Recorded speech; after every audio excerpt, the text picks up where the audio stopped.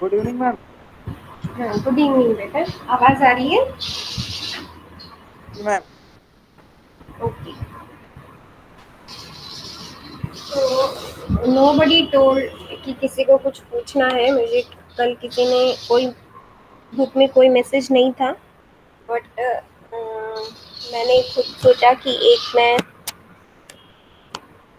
Cardiovascular system which is very important, ठीक है, वो मैं खुद अपनी तरफ से रिवाइज करा दूँ। ठीक है। मैम, कार्डियोवैस्कुलर मैं खुद कहने वाली थी। क्योंकि cardio ma'am cardiovascular is a very important topic. Okay. And so many ma'am questions क्या। हाँ बेटा। मैम आप क्लास लेती रहेंगी ना मैम? बेटा, अगर ऑनलाइन का परमिशन मिलेगा तो मैं कंटिन्यू करूँगी। अगर ऑफलाइन में आपका मैम मेरा कोई सब्स्टिट्यूट होगा तो मे बी कोई दूसरा लेगा फिर। मैम आप ही ठीक है। लेती रहिए मैम, आपको समझते समझते मैम अब दूसरे टीचर को समझना पड़ेगा। यस तो मैम। आपका सिलेबस तो आपका हो गया है बेटा, क्या टेंशन है। तो फिर हो भी भी एनी। गया है मैम, रिवीजन कराने के लिए मैम आप बेस्ट पढ़ेंगी ना मैम, क्योंकि आप ही ने हम लोग को पढ़ाया है, तो उसके अकॉर्डिंग मैम आप रिवीजन अच्छा करा देंगे हम लोग को, क्योंकि मैम टीचर को भी समझना स्टूडेंट के लिए हाँ, एक बहुत बड़ा बहुत चैलेंज होता ज़रूर। है। हाँ, that I understand.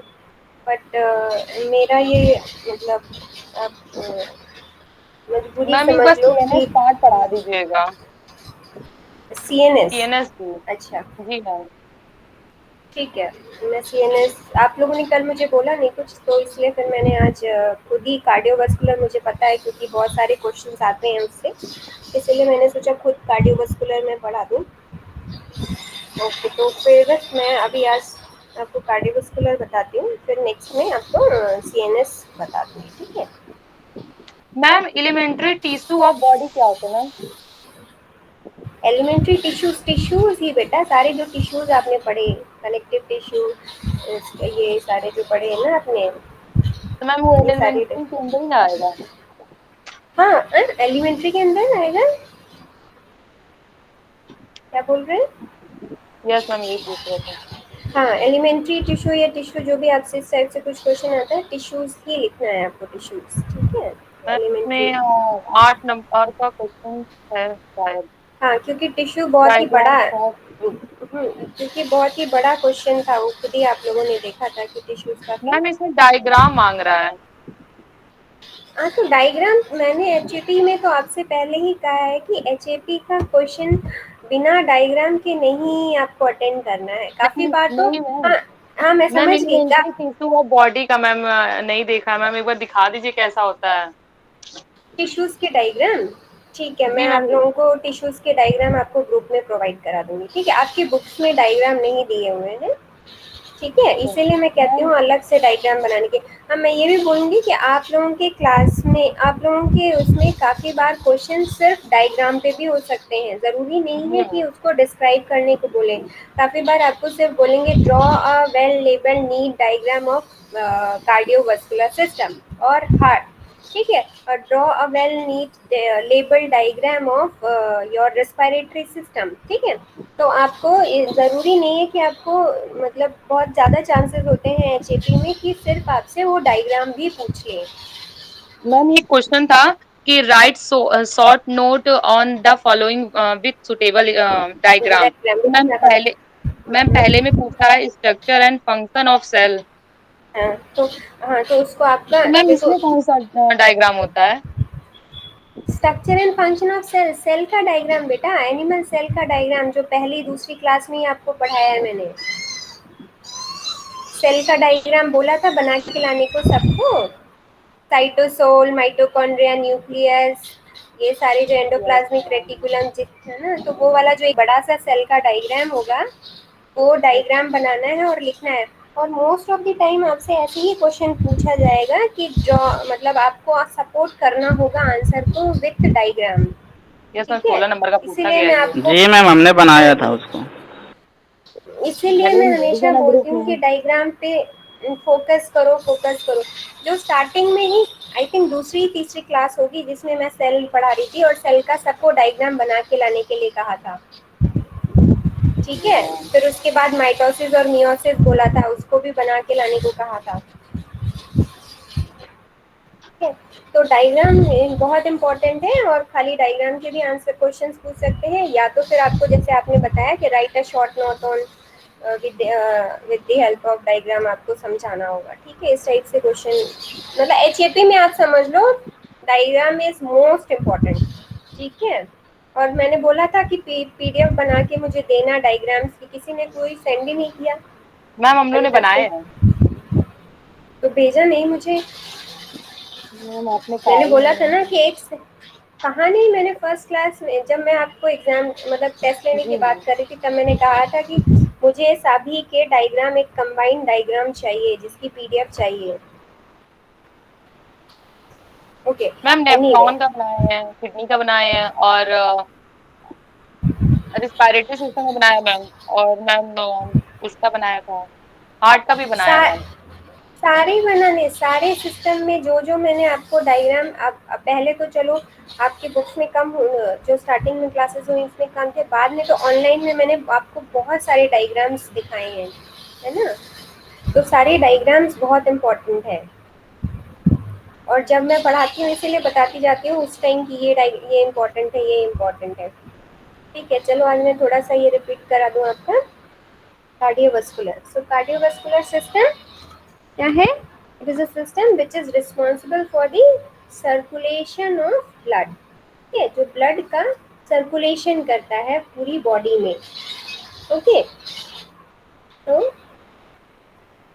Cardiovascular, cardiac मतलब हार्ट, और वस्कुलर वस्कुलर मतलब वेसल्स। ठीक है, सो जो हार्ट और जो जिस इस सिस्टम में हम हार्ट और साथ साथ में ब्लड वेसल्स के बारे में पढ़ते हैं। ठीक है, सो इसका मेन फंक्शन क्या होता है, इम्पोर्टेंट फंक्शन क्या है?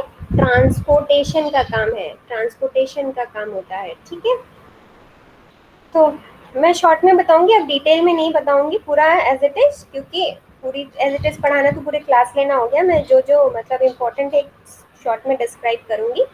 तो ये हार्ट है, हार्ट इज लोकेटेड, हार्ट की लोकेशन कहाँ होती है? Heart is located in the mediastinum. ठीक है, तो ये जो दो लंग्स हैं, इन लंग्स के बीच में ये मीडियास्टिनम स्पेस होती है, यहाँ पर आपकी हार्ट लोकेटेड है। ये डायग्राम दिख रहा होगा आपको, ये हार्ट है, ये लंग्स है, ये आपके रिब्स है।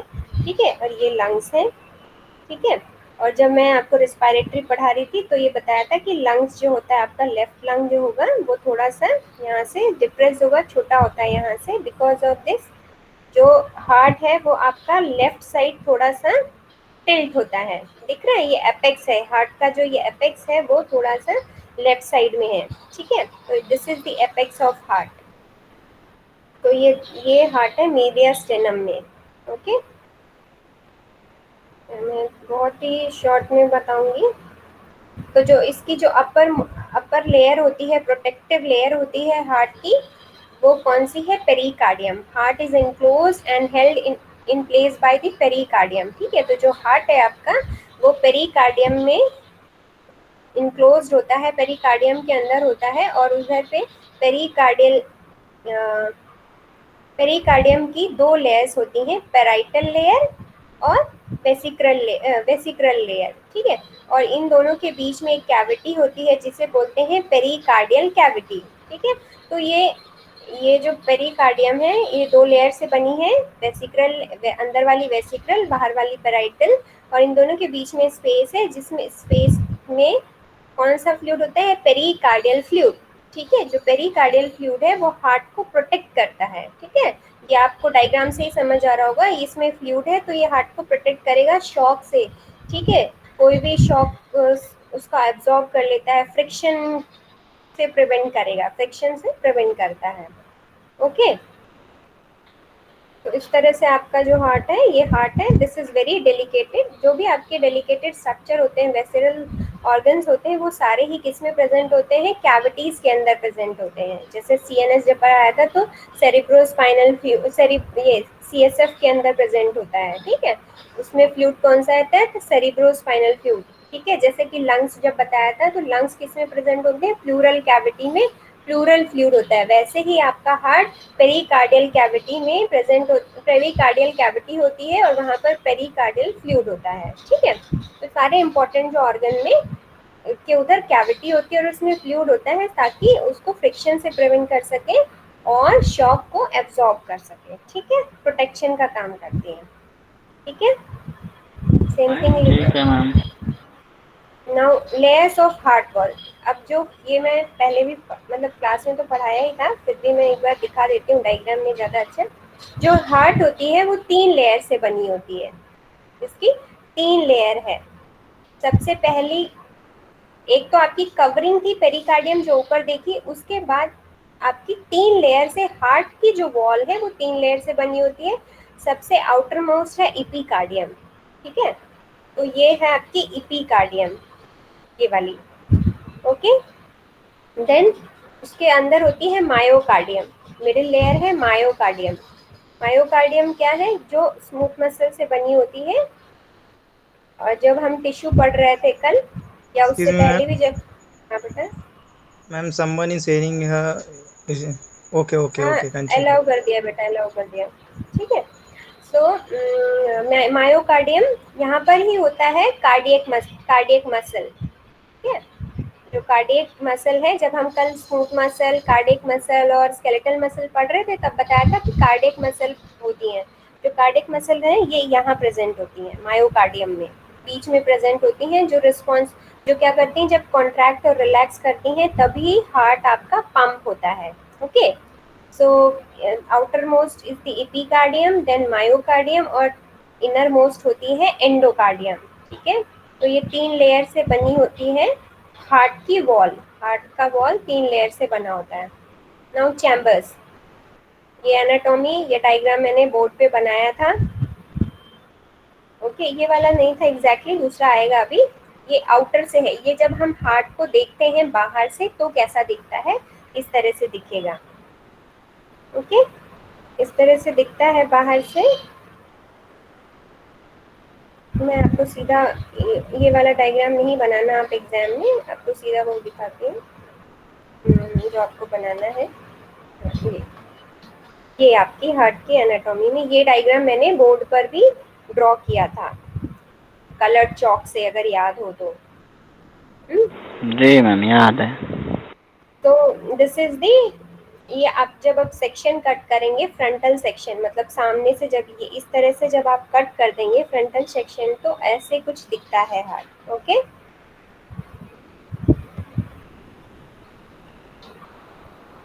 ओके, सो इस तरह से सेक्शन दिखेगा। अब आपको पता है कि हार्ट में 4 चैम्बर होते हैं, 2 आपके आर्ट्रियम और 2 आपके वेंट्रिकल, ठीक है। तो जो राइट साइड पे, this is right side, right atrium, right ventricle, left atrium, left atrium और लेफ्ट वेंट्रिकल, ओके, ठीक है। देन ये आर्ट्रिया और वेंट्रिकल्स के बीच में क्या होता है, वॉल्व होती है, ठीक है, जो क्या करती है, जो इसमें ब्लड होगा और इसमें ब्लड होगा उसको मतलब बैक फ्लो और मतलब ब्लड के कंट्रोल करती है, ब्लड को फ्लो को कंट्रोल करती है। तो इन दोनों के बीच में वॉल होता है, ये वॉल दिख रहा है आपको। तो जो राइट हैंड साइड पे है वो है ट्राइकस्पिड वॉल। डायग्राम सभी को दिख रहा है ना बेटा, और जूम करने की तो जरूरत नहीं है ना? No ma'am. ओके, तो इन दोनों के बीच में जो वॉल्व है, ये वॉल्व है, ये ट्राइकस्पिड वॉल है। और जो लेफ्ट आर्टरियम और लेफ्ट वेंट्रिकल के बीच में वॉल है वो आपकी बाइकस्पिड वॉल है, राइट, ठीक है। Then this is inferior vena cava. ये जो भी ब्लू से दिख रहा है वो क्या चीज है, आपका डीऑक्सीजनेटेड ब्लड दिखा रहा है, शो कर रहा है। और जो भी आपका रेड से दिख रहा है, ये रेड, तो ये मतलब कि इसमें क्या है, ऑक्सीजनेटेड ब्लड है, अंडरस्टूड। तो डीऑक्सीजनेटेड, ऑक्सीजनेटेड, ये ब्लू और रेड को शो कर, ये ब्लू और रेड शो कर रहे हैं। तो जो आपका जो पूरी बॉडी में जो आपका जो डीऑक्सीजनेटेड ब्लड है, मतलब कि जिसमें कि वो ब्लड जिसमें कि कंसंट्रेशन कार्बन डाइऑक्साइड का ज्यादा है, वो कहाँ से आएगा, इंफीरियर, मतलब लोअर बॉडी पार्ट का आएगा, लोअर इंफीरियर वेना, आपका आएगा इंफीरियर वेना कावा से। और हेड, ट्रंक, हेड और शोल्डर और ये आपका जो जो ऊपर वाला मतलब इन सब का जो एरिया से जो आएगा ब्लड डीऑक्सीजनेटेड, वो कहाँ से आएगा? सुपीरियर वेना कावा। नाम से ही समझ आ रहा होगा, सुपीरियर वेना कावा मतलब सुपीरियर पोर्शन से वो ब्लड ला रही है। इंफीरियर वेना कावा मतलब कि वो इंफीरियर पोर्शन से, मतलब नीचे वाले जो एरिया है, इंफीरियर रीजन है, लेग है, आपके फुट है, इन सब से जो आ रहा है, पेल्विक कैविटी से जो ब्लड आ रहा है, किडनी से जो ब्लड आ रहा है, वो सब कहाँ आ रहा है? डीऑक्सीजनेटेड ब्लड इंफीरियर वेना कावा में। वेना कावा वेन है, वेन आपकी डीऑक्सीजनेटेड ब्लड कैरी करती है और आर्टरी आपकी ऑक्सीजनेटेड ब्लड कैरी करती है। ये मैं पहले बता चुकी हूँ, एक एक्सेप्शन है वो यहीं पर आएगा इसी केस में, ठीक है।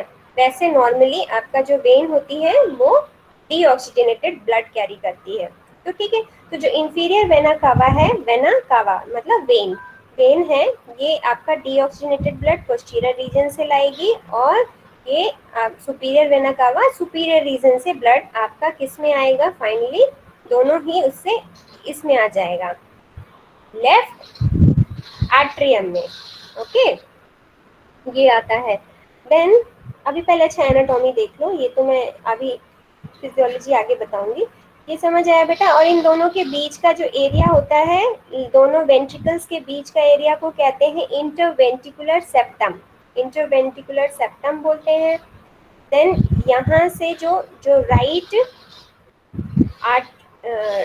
वेंट्रिकल से जो वेन जाती है उसे बोलते हैं लेफ्ट पल्मोनरी, सॉरी जो यहाँ से आर्टरी जाएगी उसे बोलेंगे लेफ्ट पल्मोनरी आर्टरी, ठीक है। तो जो ब्लड आपका सुपीरियर इंफीरियर वेना कावा से किस में आएगा? आर्टरीज में आएगा, सॉरी एट्रियम में आएगा। एट्रियम से फिर जब एट्रियम कॉन्ट्रैक्ट होगा तो ब्लड फ्लो होके किस में आ जाएगा? वेंट्रिकल्स में, ठीक है। फिर जब वेंट्रिकल कॉन्ट्रैक्ट होगा तो क्या होगा? ये ब्लड यहाँ से जब ये कॉन्ट्रैक्ट हुआ तो ब्लड इसमें आ गया, अब ये कॉन्ट्रैक्ट जब होगा तो ब्लड आपका जाएगा इसमें, ठीक है, पल्मोनरी ट्रंक में। अब ये पल्मोनरी ट्रंक्स में, देन पल्मोनरी ट्रंक में से जाएगा ये पल्मोनरी आर्टरी। अब यहाँ देखो पल्मोनरी आर्टरी है ये, बट फिर भी ये क्या कैरी कर रही है? Deoxygenated blood. यही एक एक्सेप्शन है कि हार्ट के केस में ये पल्मोनरी आर्टरी है, then also it is carrying the deoxygenated blood, ठीक है। अदरवाइज पूरी बॉडी में जो भी वेन होगी वो डीऑक्सीजनेटेड करती है और आर्टरी ऑक्सीजनेटेड करती है, बट हार्ट के केस में ये एक्सेप्शन है, उल्टा है कि जो यहाँ पर पल्मोनरी आर्टरी है बट क्या कर रही है? ये क्या कर रही है? डीऑक्सीजनेटेड ब्लड को कैरी कर रही है, ठीक है। तो जो ब्लड यहाँ से आया एट्रियम में आएगा, एट्रियम से आपका वेंट्रिकल में, वेंट्रिकल जब कॉन्ट्रैक्ट करेगा तो ये जाएगा पल्मोनरी ट्रंक में, पल्मोनरी ट्रंक से लेफ्ट पल्मोनरी आर्टरी और राइट पल्मोनरी आर्टरी, ठीक है।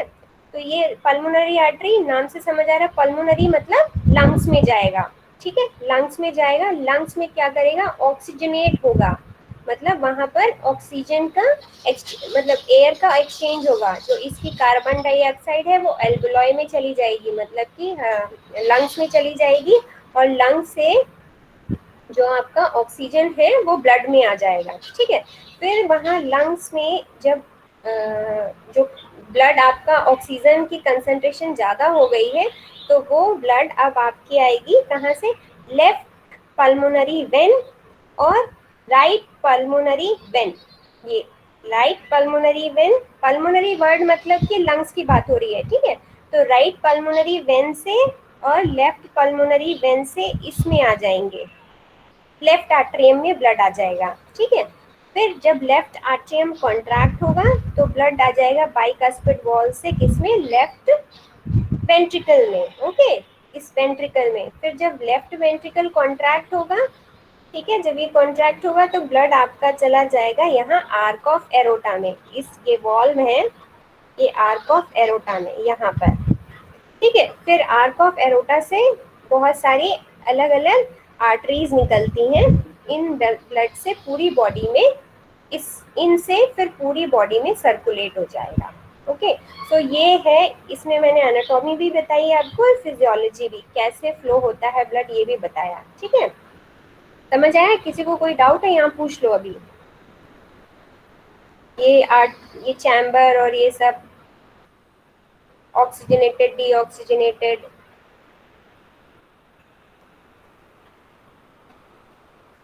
मैम ये बनाएंगे कैसे? अरे ये डायग्राम थोड़ा टफ है बेटा, ये 3D टाइप दिख रहा है आपको तो एक सिंपल डायग्राम बनाना है ना। मैम हम लोग तो स्केच डायग्राम बनाना पड़ेगा ना। हाँ स्केच मतलब चाहिए, मगर पेंसिल से आपको मैम? नहीं आप कलर पेन भी यूज कर सकते हैं, ऐसा नहीं है, कलर डायग्राम भी बना सकते हैं, तो कलर डायग्राम ज्यादा इफेक्टिव होगा। उसमें ऐसा कुछ नहीं कि ये अलाउ नहीं है, colour diagram will be more effective. अगर कलर पेंसिल से या कलर स्केच तो दूसरा साइड पेज खराब कर देता है, बेटर कलर पेंसिल यूज करें आप लोग, ठीक है। तो ये डायग्राम आपको ये 3D टाइप दिख रहा है इसलिए है, but it's not that much tough. आपको ये ग्रुप्स और ये सब नहीं बनाने, ये तो मैंने क्लास में बनाया था और बोला भी था आपको बना के लाने के लिए, यही डायग्राम तो बनाया था। ओके सो ये क्लियर हो गया। पहले ये बताओ एनाटॉमी एंड फिजियोलॉजी दोनों। Yes ma'am. मैम इसमें फोसा ओवलिस करके है मैम, उसका क्या बोलते हैं? अरे ये डिप्रेशन है बेटा, ये राइट एट्रियम के ये डिप्रेशन है और जी मैम। नहीं है तो इतना वो डेप्थ में इतने डेप्थ में मत जाओ, ये नहीं बहुत मैम, ही मैम एलोबरेटेड। हमने वो फोसा वैलिस पढ़ा है। मतलब ये क्या होता है मैम, बच्चों में ये थोड़ी मतलब इसका डायमीटर बड़ा होता है, जैसे जैसे आदमी एडल्ट होता जाता बच्चा, वैसे वैसे ये डिप्रेशन जो इसकी पोर होती है वो बंद होते चले जाती है मैम। ये डिप्रेशन है, जी ठीक है। जी।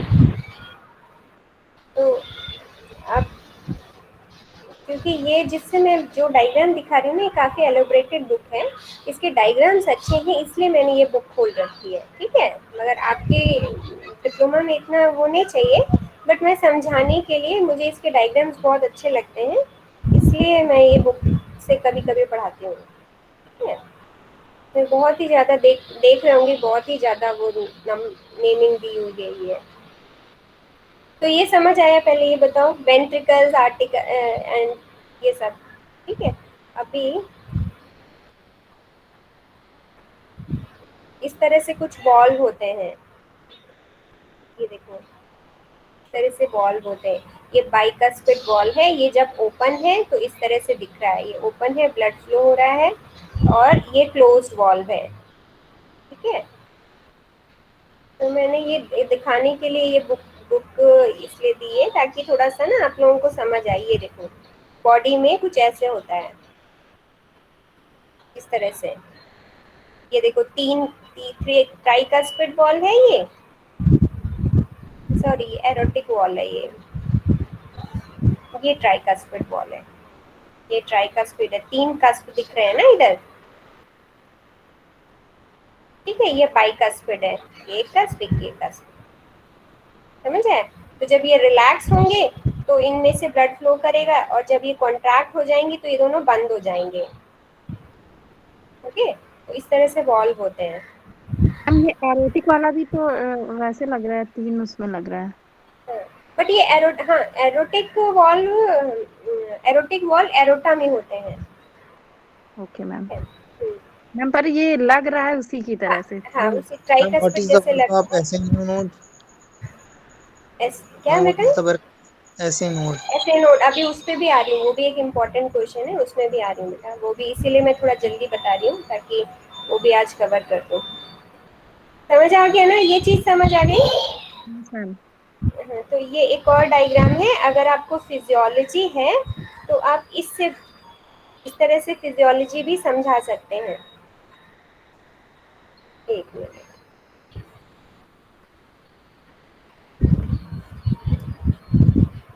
ये ये देखो यहाँ से ऐसे डायग्राम बनाइए और फिर यहाँ पर ऐसे नंबरिंग,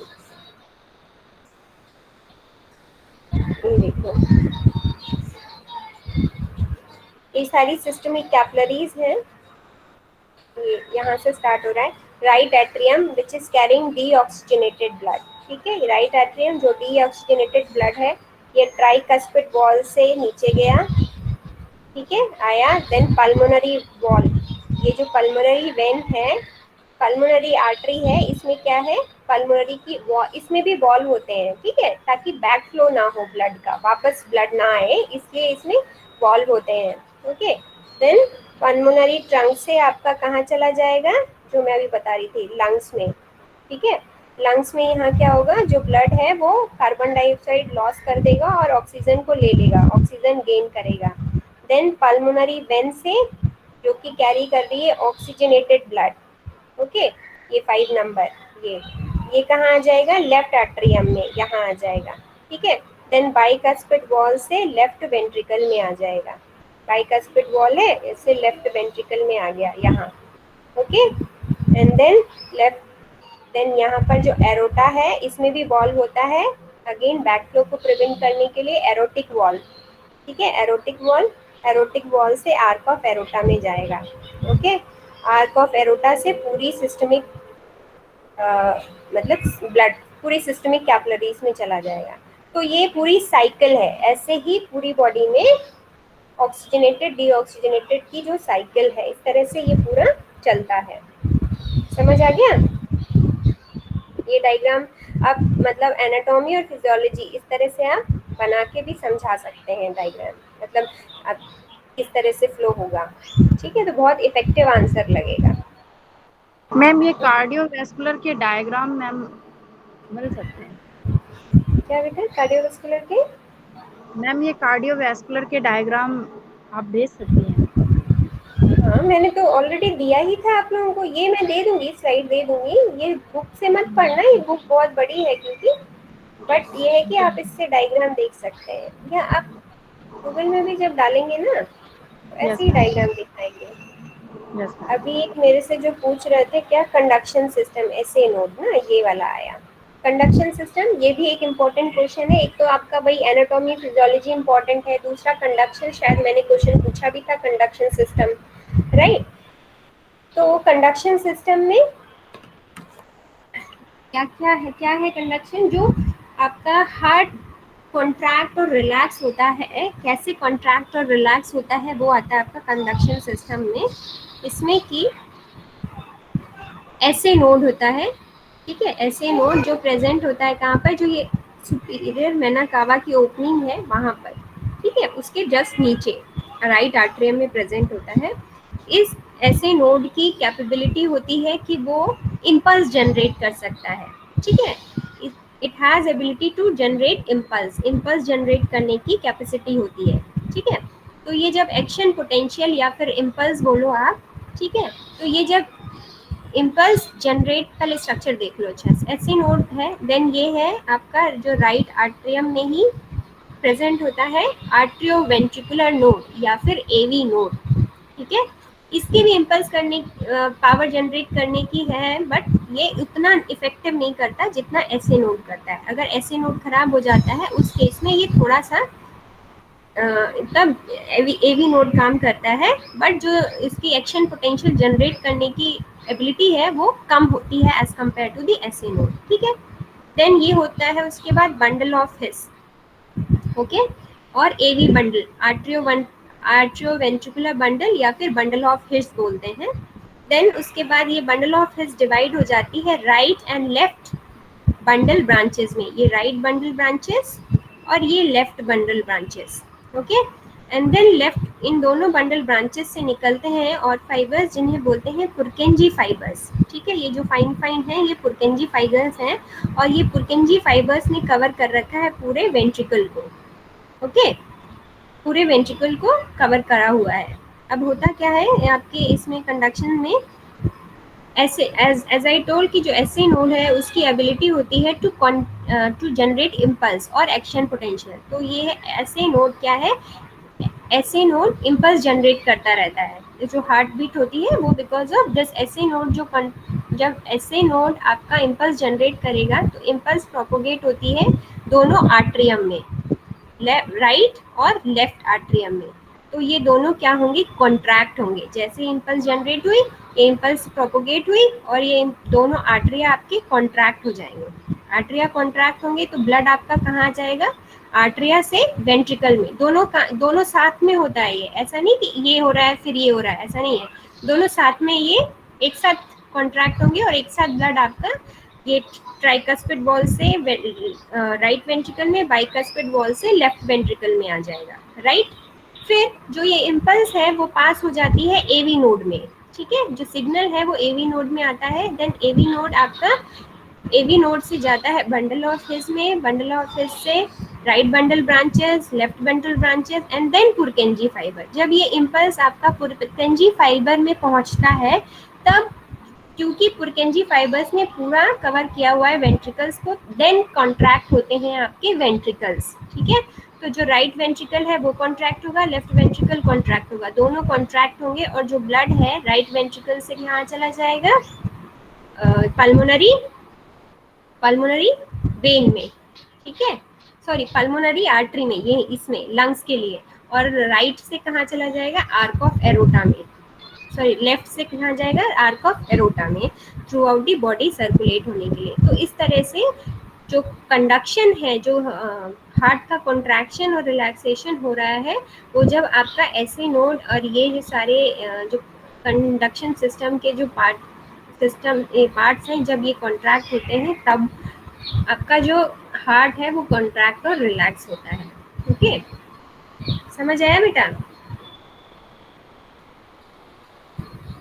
ठीक है, तो this one is again important question. ये डायग्राम भी इम्पोर्टेंट है और ये डायग्राम भी मैंने क्लास में बनाया था। तो जब आप डायग्राम बनाएंगे तो ये सब बनाने की जरूरत नहीं है, बस आपको आउटलाइन बनानी है ये, ठीक है। तो इसके लिए मैंने आपको बताया था कि आप जब गूगल में डालेंगे pencil sketch diagram of cardiovascular system, pencil sketch diagram of conduction system, तो आपको अच्छे पेंसिल से ड्रॉ डायग्राम दिखेंगे।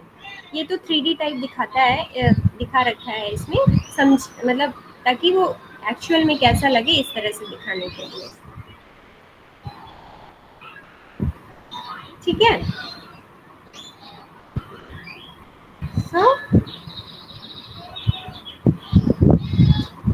ठीक है मैम। किसी को कोई डाउट है अभी? ये 2 इम्पोर्टेंट क्वेश्चन है इससे, कार्डियोवास्कुलर से, इसलिए मैंने सोचा आपको मैं रिवाइज करा दूँ।